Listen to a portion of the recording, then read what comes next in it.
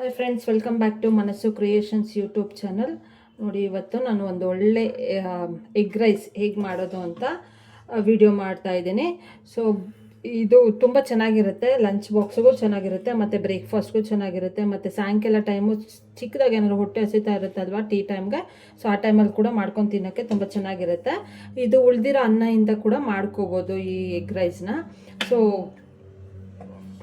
ಹೇಗೆ ಮಾಡೋದು ಅಂತ ನೋಡೋಣ. ಇದಕ್ಕೆ ಬೇಕಾಗಿರುವಂಥ ಇಂಗ್ರೀಡಿಯೆಂಟ್ಸು ಏನೇನು ಬೇಕು ಅಂತ ನೋಡೋಣ ಬನ್ನಿ. ನಿಮಗೆ ಇಷ್ಟ ಆದರೆ ಒಂದ್ಸಲ ಮಾಡಿ ನೋಡಿ ಹೇಗಿತ್ತು ಅಂದ್ಬಿಟ್ಟು ಕಾಮೆಂಟ್ ಮಾಡಿ, ಶೇರ್ ಮಾಡಿ, ಸಬ್ಸ್ಕ್ರೈಬ್ ಮಾಡ್ಕೊಳ್ಳಿ. ಮನಸ್ಸು ಕ್ರಿಯೇಷನ್ಸ್ ಯೂಟ್ಯೂಬ್ ಚಾನಲ್ನ ಸಬ್ಸ್ಕ್ರೈಬ್ ಮಾಡ್ಕೊಳ್ಳಿ. ಬನ್ನಿ ನೋಡೋಣ ಇವಾಗ ಏನೇನು ಬೇಕು ಅಂತ ಅಂದ್ಬಿಟ್ಟು. ನೋಡಿ, ಒಂದು 5 ಮೊಟ್ಟೆ ತೊಗೊಂಡಿದ್ದೀನಿ ನಾನು. ಸೊ ನೀವು ಎಷ್ಟು ಜನಕ್ಕೆ ಮಾಡ್ಕೊತೀರೋ ಕ್ವಾಂಟಿಟಿ ನೋಡಿಕೊಂಡು ಮೊಟ್ಟೆ ತೊಗೊಳ್ಳಿ.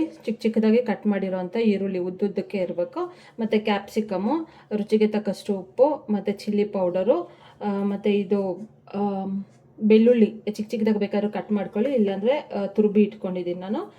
ಜೀರಿಗೆ ಪೌಡರು ಸ್ವಲ್ಪ ಬಿಸಿ ಮಾಡಿಬಿಟ್ಟು ಅದನ್ನು ಪೌಡ್ರ್ ಮಾಡಿ ಇಟ್ಕೊಂಡಿದ್ದೀನಿ, ಮತ್ತು ಗರಂ ಮಸಾಲ, ಕ್ಯಾಪ್ಸಿಕಮ್ ಒಂದು, ಮತ್ತು ಇದು ಸೋಯಾ ಸಾಸು ಮತ್ತು ವಿನಿಗರು.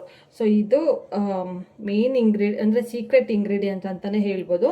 1.5 ಇಲ್ಲ 2 ಆಗೋಷ್ಟು ಚಿಲ್ಲಿ, ಗ್ರೀನ್ ಚಿಲ್ಲಿ, ಮತ್ತು ಸ್ವಲ್ಪ ಪುದೀನ ಕುಟ್ಟಿ ಇಟ್ಕೊಂಡಿದ್ದೀನಿ. ಸೊ ಒಳ್ಳೆ ಫ್ಲೇವರು ಮತ್ತು ಒಳ್ಳೆ ಟೇಸ್ಟ್ ಬರುತ್ತೆ ಎಗ್ ರೈಸ್ಗೆ. ಸೊ ಬನ್ನಿ ನೋಡೋಣ ಈಗ ಹೇಗೆ ಮಾಡೋದು ಅಂತ.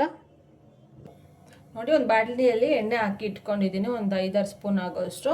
ಸ್ವಲ್ಪ ಅದೇನು ಬೆಳ್ಳುಳ್ಳಿ ಇಟ್ಕೊಂಡಿದ್ವಲ್ಲ ಅದನ್ನು ಹಾಕ್ಕೊಳ್ಳೋಣ ಫಸ್ಟಿಗೆ. ಸ್ವಲ್ಪ ಅದೆಲ್ಲ ಹಸಿ ಸ್ಮೆಲ್ ಹೋಗೋವರೆಗೂ ಸ್ವಲ್ಪ ಫ್ರೈ ಮಾಡ್ಕೊಳ್ಳಿ. ಮತ್ತು ನೋಡಿ, ಹಸಿಮೆಣಸಿನಕಾಯಿ ಮತ್ತು ಪುದೀನದು ನೋಡಿ. ನೆಕ್ಸ್ಟ್ ಈರುಳ್ಳಿ ಹಾಕ್ಕೊಳ್ಳೋಣ.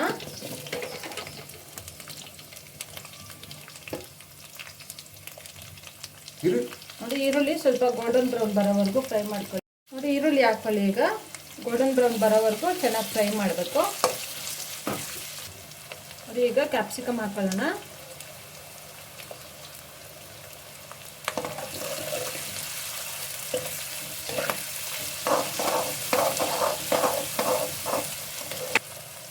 ನೋಡಿ, ಈಗ ಕ್ಯಾಪ್ಸಿಕಮ್ ಫುಲ್ಲಾಗಿ ಬೇಯಿಸ್ಕೋಬಾರ್ದು, ಈರುಳ್ಳಿನೂ ಅಷ್ಟೇ ಫುಲ್ಲಾಗಿ ಬೇಯಬಾರ್ದು, ಅರ್ಧಂಬರ್ಧ ಬೆಂದಿರಬೇಕು. ಈಗ ಮೊಟ್ಟೆ ಹಾಕೋತಾ ಇದ್ದೀನಿ.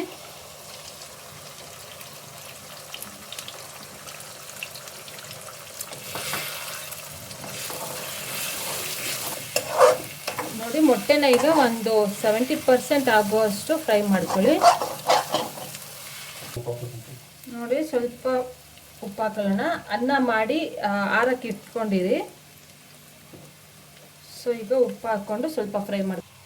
ನೋಡಿ, ಇವಾಗ ಅನ್ನ ಹಾಕ್ತಾಯಿದ್ದೀನಿ. ಅನ್ನ ಮೊದಲೇ ಚೆನ್ನಾಗಿ ಆರಿಸಿ ಇಟ್ಕೊಳ್ಳಿ, ಬಿಸಿ ಅನ್ನನ.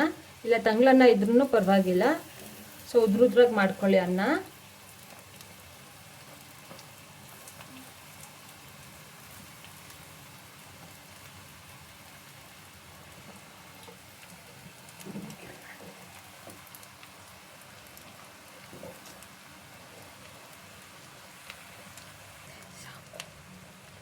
ಸ್ವಲ್ಪ ಲೈಟಾಗಿ ಉಪ್ಪು ಹಾಕ್ಕೊಳ್ಳೋಣ. ಈಗ ಆಗಲೇ ಹಾಕಿದ್ದೀವಿ, ಈಗ ಸ್ವಲ್ಪ ಹಾಕ್ಕೊಳ್ಳೋಣ.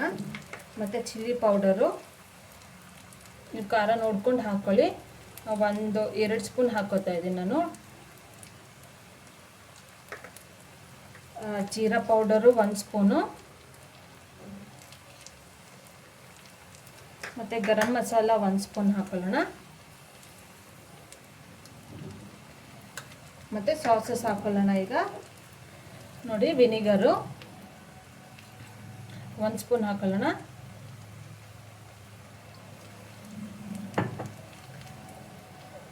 Soya sauce 1 spoon.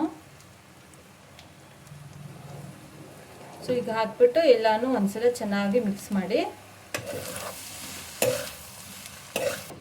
ನೋಡಿ, ಈಗ ಎಲ್ಲನೂ ಚೆನ್ನಾಗಿ ಮಿಕ್ಸ್ ಮಾಡಿಕೊಂಡು 1 ನಿಮಿಷ ಹಾಗೆಯೇ ತಟ್ಟೆ ಮುಚ್ಚಿ ಇಟ್ಬಿಡಿ, ಸಿಮ್ಮಲ್ಲಿ ಇಟ್ಬಿಟ್ಟು. ಸೊ ಚೆನ್ನಾಗಿ ಅನ್ನಕ್ಕೆ ಉಪ್ಪು ಖಾರ ಎಲ್ಲ ಚೆನ್ನಾಗಿ ಹಿಡಿಯುತ್ತೆ.